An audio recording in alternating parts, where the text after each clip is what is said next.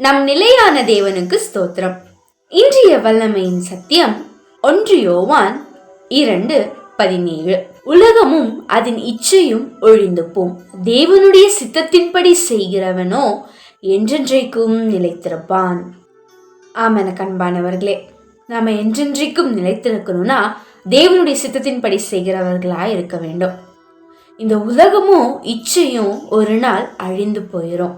நாம இந்த உலகத்தின் பொருள் மேல அல்லது ஆசை இச்சைகளுக்கு நம்ம அன்புள்ளவர்களா இருந்தோம்னா நம்முடைய பிதாவாகிய தேவனிடத்துல நமக்கு அன்பும் இல்லை, பங்கும் இல்லை.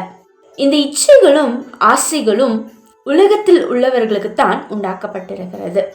ஒரு சில சிச்சுவேஷன்ஸ்ல நம்மை பாவங்களுக்கும் இச்சைகளுக்கும் அடிமைப்படுத்த வாய்ப்புகள் உண்டு. ஆனா யோசேப்பு போல நாம் அதை உதறி தள்ளிவிட்டு முன்னேறி செல்லுகிறவர்களாக இருக்க வேண்டும். அப்பொழுதுதான் எந்த ஒரு சூழ்நிலையிலும் அவருடைய சித்தத்தை நாம் செய்து இந்த பூமியில நாம் நிலைத்திருப்பவர்களாக இருப்போம். நாம் அப்படி செய்யும் பொழுது நிச்சயமாக பரலோக ராஜ்யத்துல நமக்கு பங்குண்டு. ஆகவே ஒவ்வொரு நாளும் இந்த உலகத்தின் இச்சைகளை வெறுத்து ஆண்டவருடைய அன்பிற்கு நேராக நம்மை நாமே அர்ப்பணிப்போம். இதை நீங்கள் ஏற்றுக்கொண்டீங்கன்னா கண்களை மூடி ஜெபிப்போம்.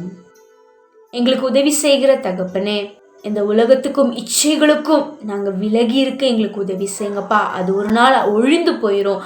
ஆனால் உங்களுடைய சித்தத்தின்படி செய்து நாங்கள் என்றென்றைக்கும் நிலைத்திருக்க எங்களுக்கு அந்த பரலோக கிருபையை எங்களுக்கு தருவீராக. எங்களால் முடியாது தான்ப்பா, ஆனால் எப்பொழுதும் உண்மையே சார்ந்திருந்து அந்த பலனை நாங்கள் பெற்றுக்கொள்ளுகிறோம். இயேசுவின் நாமத்தில் பிதாவே, ஆமேன். கர்த்தர் தாமே அவருடைய சித்தத்தின்படி செய்ய உதவி செய்வாராக. வல்லமையில் வளரு, வல்லமையாயிரு. God bless you.